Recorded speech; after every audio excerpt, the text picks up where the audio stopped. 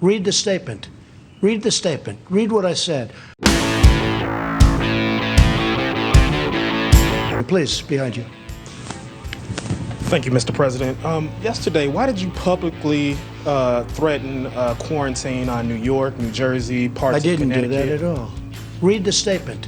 Read the statement. Read what I said. I said we're going to look into possibly quarantine. I didn't say we're going to quarantine. I looked at it as a possibility because a lot of our professionals suggested quarantine. I said we're going to look at it. We then looked at it. You see? Who are you with? Bloomberg, right? I can't imagine that. Let me just tell you, I didn't threaten it. I don't go around threatening.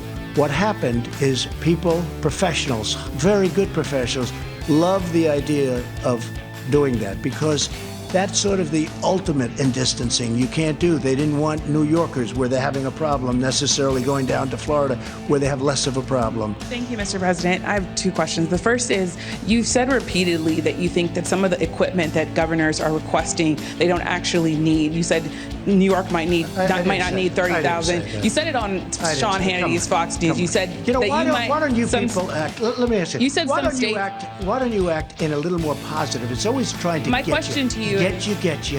And you know what? That's why nobody trusts the media anymore. My question to you is, how is that going to impact? Excuse me, you didn't hear me. That's why you used to work for the Times and now you work for somebody else. Look, let me tell you something. Be nice. You were talking about governors of different states, and you said, I want them to be appreciative. You also said, if they don't treat you right, I don't call. These are direct quotes, sir. Excuse me. Ready? Take a look at what I said. I want them to be appreciative of me, okay? And then you cut it off because it's fake news. You and of your administration, Listen, absolutely. Please, let me just finish it. You just said it again, and you know the answer's a lie. You know that I could read you your full comment, comments, sir. sir. Let me just say, look, your statement and your response and your answer is a lie. Because here's the story. You ready? I said, I want you to be appreciative of me, and then you go on, and then I go on, and you cut it off. But it says because when you're not... I want them to be appreciative. I don't want them to say things that aren't true. I want them to be appreciative. We've done a great job. And I'm not talking about me. I'm talking about Mike Pence, the task force. I'm talking about FEMA. Thank you. Mr. President, my second question That's enough. Thank you very much. Please. That's enough. That's enough. That's not fair to your other reporters. It's not fair. You had a long time, a long question. If we have time, I'll get back to you for your second question. Is that okay? All right. Thank you. I appreciate it. What do you say to Well, these I've read detractors? that CNN doesn't want to cover them. I've read that, except they can't help them because the ratings are so high.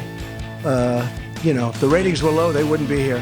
This man wouldn't be here. In 100 years, you could bet your life that he would never be here with CNN and all their cameras if they're bad, because we help their ratings. We lift up their ratings because their ratings are very low. If they don't want to watch, they shouldn't watch. And we shouldn't have bigger ratings than The Bachelor. Have you noticed any sniffles? Nothing, right?